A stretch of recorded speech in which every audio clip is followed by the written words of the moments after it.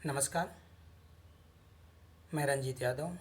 आज हिंदी साहित्य के अंतर्गत भक्तकाल के प्रमुख कवि कबीरदास के जीवन परिचय, साहित्यिक परिचय, प्रमुख रचनाएं, भाषा एवं भाषा शैली एवं काव्यगत विशेषताओं के बारे में जानकारी लेकर आपके समक्ष प्रस्तुत हुआ हूँ। वीडियो को शुरू करने से पहले आपसे निवेदन है कि चैनल को सब्सक्राइब कर लें, जिससे आगे आने वाली वीडियो की नोटिफिकेशन आपको स्वतः प्राप्त हो जाए। तो आइए देखते हैं, वीडियो शुरू करते हैं। कबीरदास के जीवन परिचय। कबीरदास के जीवन परिचय के संबंध में कुछ पंक्तियां विशेष रूप से प्रचलित हैं। जना ब्राह्मणी विधवा ने था, काशी सर में त्याग दिया, तंतु आयो नीरूनी माने, पालन कबीरा दास दिया। रामानंद के शिष्य हुए, जाति पात का भेद मिटाया, पंचमेल भाषा खिचड़ी लिख, निराकार प्रभु रूप सिखाया। जना ब्राह्मणी विधवा ने था, काशी सर में त्याग दिया। कहा जाता है कि कबीरदास का जन्म ब्राह्मणी विधवा के गर्भ से हुआ था। काशी सर में त्याग दिया। लोक लज्जा के भय से बालक कबीर को काशी में लहरतारा तालाब के किनारे त्याग दिया गया। तंतु आयो नीरूनी माने, तंतु माने होता रेशा, रेशे से कपड़ा बुनने वाले लोग जुलाहे कहलाते हैं, या इसे वीवर्स इंग्लिश में कहते हैं। तंतु आयु नीरूनी माने अर्थात रेशे को बुनने वाले जुलाहे, नीरूनीमा नामक जुलाहे ने कबीर का पालन पोषण किया। रामानंद के शिष्य हुए, जाति पात का भेद मिटाया। आगे चल करके ये रामानंद के शिष्य हुए और जाति पात का भेद मिटाने का काम किया। उस समय समाज में धर्म के नाम पर भेदभाव, जाति पात फैला था, इसे सब दूर करने का प्रयास किया। पंचमेल भाषा खिचड़ी लिख, निराकार प्रभु रूप सिखाया। पंचमेल भाषा खिचड़ी, इनकी भाषा कई बोलियों का मिश्रण है। इसमें अरबी, फारसी कई भाषाओं का मिश्रण भी है, इसलिए इनके भाषा को पंचमेल खिचड़ी कहा गया है। निराकार प्रभु रूप सिखाया, इन्होंने निराकार ब्रह्म का उपदेश दिया। निर्गुण ब्रह्म के उपासक थे और निर्गुण ब्रह्म को अपनाने का संदेश भी दिया। तो आइए कबीरदास के जीवन परिचय के बारे में विस्तृत अध्ययन करते हैं।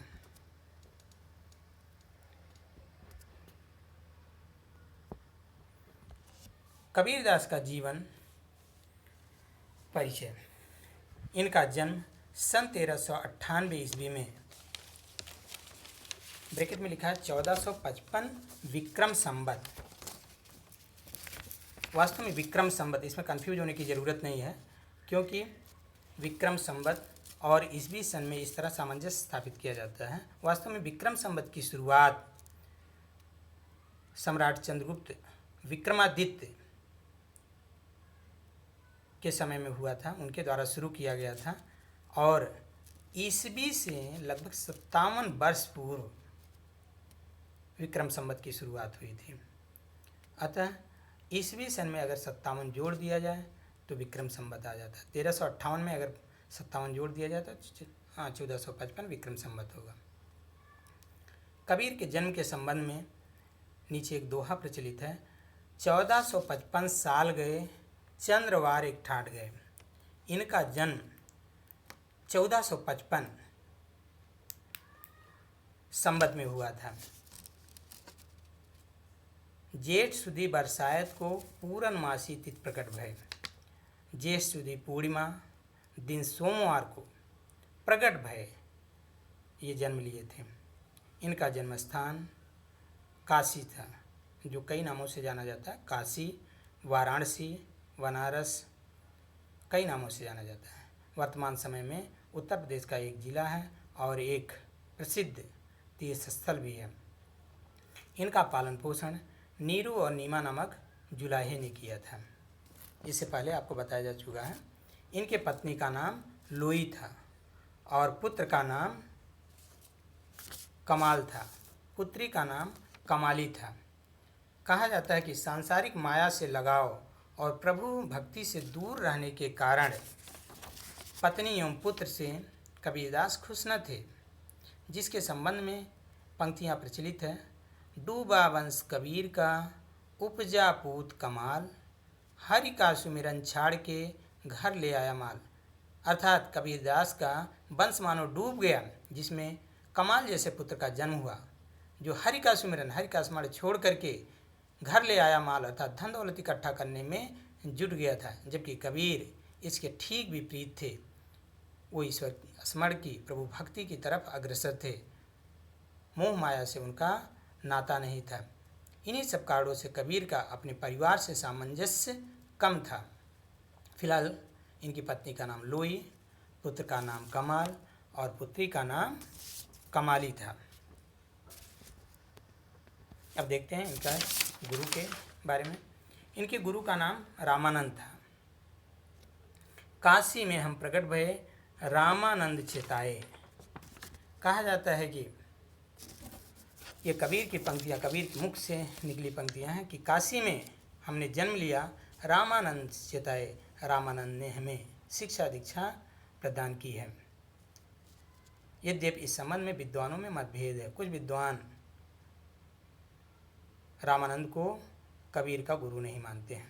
फिलहाल इन पंक्तियों को ध्यान में रख करके रामानंद को गुरु माने तो गुरु बनाने के पीछे भी एक बहुत बड़ी कहानी है जो समाज में प्रचलित है, किंवदंती के रूप में प्रचलित थी। कहा जाता है जब कबीर भजन गा गा कर उपदेश देने लगे तब उन्हें पता चला कि किसी गुरु के दीक्षा लिए हमारे उपदेश मान्य नहीं होंगे, क्योंकि लोग उन्हें निगुरा कहकर चिढ़ाते थे। यहाँ निगुरा का मतलब होता है कि जिसका कोई गुरु ना हो। लोगों का कहना था कि जिसने किसी गुरु से उपदेश नहीं ग्रहण किया वह औरों को क्या उपदेश देगा। अतएव कबीर को किसी को गुरु बनाने की चिंता हुई। कहते हैं उस समय स्वामी रामानंद जी काशी में सबसे प्रसिद्ध महात्मा थे। अतएव कबीर उनकी सेवा में पहुँचे, परंतु उन्होंने कबीर के मुसलमान होने के कारण उनको अपना शिष्य बनाना स्वीकार नहीं किया। इस पर कबीर ने एक चाल चली। अब वो कौन सी चाल थी? स्वामी रामानंद गंगा घाट पर प्रातःकाल ब्रह्म मुहूर्त में ही स्नान के लिए जाया करते थे। एक दिन जब वो गंगा घाट पे स्नान के लिए जा चुके थे, उसके पश्चात वो जाकर के गंगा तट की सीढ़ियों पर जाकर के लेट गए। स्वामी जी जब स्नान करके लौटे तो उन्होंने अंधेरे में कबीरदास को नहीं देखा। उनका पांव इनके पेट पर पड़ गया। इतने में कबीर चिल्ला उठते हैं और जैसे ही रामानंद को आभास होता है वो भी चौंक से जाते हैं और उनके मुख से अचानक राम राम शब्द निकल जाता है और कहते हैं कि बेटा राम राम कहो, वही तुम्हारा कल्याण करेगा। इस तरह कबीर चट उठकर बैठ जाते हैं, उनके पाँव को पकड़ लिया और कहा कि राम नाम का मंत्र देकर आज आप मेरे गुरु हुए हैं। रामानंद से कोई उत्तर देते नहीं बना। तभी से कबीर ने अपने को रामानंद का शिष्य प्रसिद्ध कर दिया। तो इस तरह कबीर के गुरु का नाम रामानंद था। कबीर दास की शिक्षा के बारे में जानते हैं। कबीर दास की शिक्षा के संबंध में यहाँ पंक्तियाँ लिखी हुई है। मसी कागज छुयो नहीं, कलम गयो नहीं हाथ। कबीर ने कागज़ को छुआ नहीं था और कलम को हाथ से पकड़ा भी नहीं था। जिसने कागज़ को और कलम को पकड़ा हो नहीं हो या छुआ नहीं हो, इससे कोई उसका रिश्ता ना हो, वो पढ़ा लिखा नहीं हो सकता। अर्थात कबीरदास जी अनपढ़ थे। इनके गुरु, इनके शिष्य धर्मदास थे। कबीरदास के उपदेशों का संकलन इनके प्रसिद्ध शिष्य धर्मदास ने ही किया है। कभी कभी प्रश्न पूछा जाता है कि कबीरदास किसके समकालीन कवि थे? तो कबीरदास लोदी वंश के शासक सिकंदर लोदी के समकालीन कवि थे। अब आइए देखते हैं इनकी मृत्यु के बारे में। कबीरदास की मृत्यु 1518 ईस्वी में हुई थी। मृत्यु स्थल या निर्वाण स्थली मगहर थी, जो वर्तमान समय में संत कबीर नगर जिला उत्तर प्रदेश में स्थित है। वास्तव में मगहर इससे पूर्व बस्ती जिले में स्थित था, लेकिन बस्ती जिले से एक नया जिला बनने के कारण अब मगहर संत कबीर नगर जिला बन गया है और संत कबीर नगर जिले में मगहर है और इस जिले का नाम भी संत कबीर नगर के ही नाम पर पड़ा है। इस तरह मगहर संत कबीर नगर जिला उत्तर प्रदेश में स्थित है। जो चित्र आप देख रहे हैं वो मगहर में कबीर की निर्वाण स्थली है। इनके संबंध में कहा गया है, संबत 1575 कियो मगहर को गमन, माघ सुदी एकादशी मिले पवन में पवन। संबत 1575 में कबीरदास जी ने मगहर के लिए गमन किया, अर्थात तो काशी में उस समय थे और 1575 में मृत्यु के समय वो मगहर आ गए थे। कहा जाता है कि इस संबंध में भी एक कथा प्रचलित है कि लोगों के बीच में, समाज के बीच में लोगों के मत थे कि जिसकी मृत्यु काशी में होता है वह स्वर्ग को प्राप्त होता है और मगहर में जिसकी मृत्यु होती है वो नर्क को प्राप्त होता है। इस चीज़ को झुठलाने के लिए वो अंत के समय काशी छोड़ करके मगहर चले आए और संबत 1575 में उनका देहांत हो गया। इस तरह इनकी प्रमुख रचनाओं के बारे में देखते हैं। कबीर की एक प्रमुख रचना बीजक है और बीजक के 3 भाग हैं, साखी, सबद, रमैनी। साखी दोहा छंद में लिखा गया है, सबद में पद छंद है और रमैनी में चौपाई छंद का प्रयोग किया गया है। सबद के सामने गेय पद का संग्रह लिखा। गेय पद का मतलब गाए जाने वाला पद, अर्थात इनके पदों का गायन भी होता है, गाने योग्य पद जो हो उसे गेय पद कहते हैं। आइए साखी के बारे में जानते हैं। साखी शब्द संस्कृत के साक्षी शब्द का अपभ्रंश या विकृत रूप है, बिगड़ा हुआ रूप है। इसका अर्थ है चश्मदीद गवाह, ऐसा व्यक्ति जिसने घटना को अपनी आँखों से देखा है, अर्थात साखी में प्रत्यक्ष घटनाओं का वर्णन है। कबीर ने साखी के संबंध में लिखा है कि ये मेरी रचना कौशल दिखाने के लिए नहीं वरन संसार की समस्याओं को सुलझाने के लिए प्रयोग किया है। कबीरदास जी कहते हैं, तुम जानो जिन गीत है या निज ब्रह्म विचार, केवल कही समझाइए आत्म साधन सार। कह रहे हैं जिसको तुम गीत जानते हो ये गीत नहीं है बल्कि ब्रह्म विचार हैं और आत्मा परमात्मा के बारे में आत्मा के सार को समझा करके उपदेश देना चाहता हूँ और समझाई देना चाहता हूँ, इसे गीत न समझा जाए।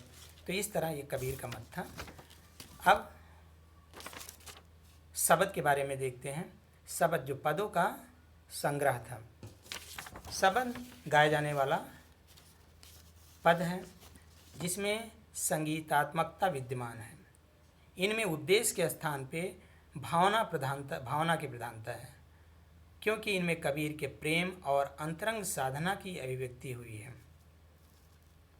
तीसरा है रमैनी, जिसमें चौपाई है। रमैनी चौपाई छंद में लिखी गई है। इसमें कबीर के रहस्यवादी और दार्शनिक विचारों का प्रकटन है। इनकी भाषा और भाषा शैली। कबीर की भाषा सदुक्कड़ी एवं पंचमेल खिचड़ी थी। इनकी भाषा में हिंदी भाषा के सभी बोलियों के शब्द मिलते हैं। राजस्थानी, खड़ी बोली, अवधी, ब्रज इत्यादि के शब्दों की बहुलता थी। हिंदी साहित्य के प्रसिद्ध साहित्यकार आचार्य रामचंद्र शुक्ल ने इनकी भाषा को सदुक्कड़ी भाषा कहा है। श्याम सुंदर दास ने इनकी भाषा को पंचमेल खिचड़ी कहा है। कबीर की रचनाओं में अनेक भाषाओं के शब्द मिलते हैं, जैसे उससे पहले भी बताया जा कि अरबी, फारसी, बुंदेली, ब्रज भाषा, खड़ी बोली इत्यादि बोलियां और भाषाएं मिलती हैं। इसीलिए पंचमेल खिचड़ी या सदुक्कड़ी भाषा कहा गया है। सदुक्कड़ी भाषा का मतलब साधुओं की भाषा। साधु हर जगह जाते हैं तो जन सामान्य की भाषाओं को ग्रहण कर लेते हैं। तो इस तरह इनकी जगह जगह की प्रचलित बोली के शब्द इनके भाषा में है, इसलिए सदुक्कड़ी भाषा भी कहा गया है। डॉक्टर हजारी प्रसाद द्विवेदी ने कबीरदास को वाणी का डिक्टेटर कहा है। आचार्य हजारी प्रसाद द्विवेदी ने इनकी भाषा की ओर संकेत करते हुए कहा है कि भाषा पर कबीर का जबरदस्त अधिकार था। वह वाणी के डिक्टेटर थे। डिक्टेटर का मतलब तानाशाह, और तानाशाह कौन होता है? जो अपनी बात को हर दशा में मनवा ले, उसे तानाशाह कहते हैं। कबीरदास भी अपनी बात को कहने के लिए किसी भी तरह से भाषा को मानने के लिए मानो मजबूर कर देते थे। इन्हें वाणी का डिक्टेटर कहा। इस संबंध में हजारी प्रसाद द्विवेदी लिखते हैं कि जिस बात को उन्होंने जिस रूप में प्रकट करना चाहा है उसे उसी रूप में भाषा से कहलवा दिया है। बन गया तो सीधे सीधे, नहीं तो दरेरा देकर। भाषा कुछ कबीर के सामने लाचार सी नजर आती है। इस तरह कबीरदास वाणी के डिक्टेटर थे। और कभी कभी ये पूछा भी जाता था कि कबीरदास को वाणी का डिक्टेटर किसने कहा है, तो उत्तर आपका होना चाहिए आचार्य हजारी प्रसाद द्विवेदी ने कबीरदास को वाणी का डिक्टेटर कहा है। आइए देखते हैं कबीर के काव्यगत विशेषता, माने काव्य की विशेषता के बारे में। इसमें इसका एक्सप्लेनेशन आगे वाले वीडियो में दिया जाएगा, क्योंकि वीडियो बहुत लंबा हो जाएगा, तो लेकिन पॉइंट हम पढ़ देते हैं।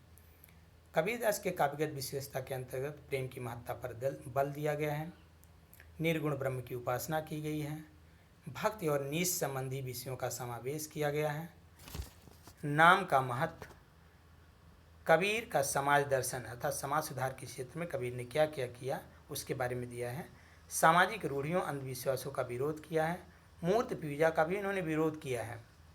कहा भी है, पाहन पूजे हर मिले मैं पूजो पहाड़, घर के चाकी को न पूजे पीस का है संसार। अर्थात मूर्ति पूजा का विरोध किया है कि लोग पत्थर इकट्ठा कर करके ईश्वर की आराधना करते हैं, ठीक है। तीर्थाटन का विरोध किया है, हिंसा का विरोध किया। हिंसा के विरोध में उन्होंने कहा है, बकरी पाती खात है ताहि निकारो खाल, जो नर बकरी खात हैं ताको कौन हवाल। अर्थात कोई बकरी खाता है, बकरी पत्ती खाती है तो उसका हम खाल निकाल लेते हैं, और जो बकरी को ही खा डालता है उसका भला क्या किया जाए। इस तरह जात पात और छुआछूत का आगे विरोध किया है, माया का विरोध किया है, ईश्वर के नाम पर चलने वाले हर तरह के पाखंड, भेदभाव और कर्मकांडों का खंडन किया है, धार्मिक एकता पर बल दिया है, हिंदू मुस्लिम एकता पर बल दिया है, राम रहीम की एकता पर बल दिया है, धार्मिक समन्वय की भावना, उन्होंने सभी धर्मों में समन्वय तालमेल बैठाने का प्रयास किया है। इनके काव्य में रहस्यवाद की भावना उजागर होती है, गुरु की महिमा, गुरु के महत्व पर भी इन्होंने बल दिया है। इनके काव्य में शांत रस की प्रधानता है, जगह जगह श्रृंगार रस के दोनों पक्षों का समावेश भी मिलता है। उलटवासी शब्दों का प्रयोग इनके काव्य में हुआ है। कहा भी जाता है, बहुधा प्रचलित भी है, कबीरदास की उल्टी वाणी बरसे कंबल भीगे पानी। तो इस तरह इनके रचनाओं में उलटवासी शब्दों का प्रयोग किया गया है। सधुक्कड़ी भाषा का प्रयोग अर्थात कई भाषा और कई बोलियों का मिश्रण।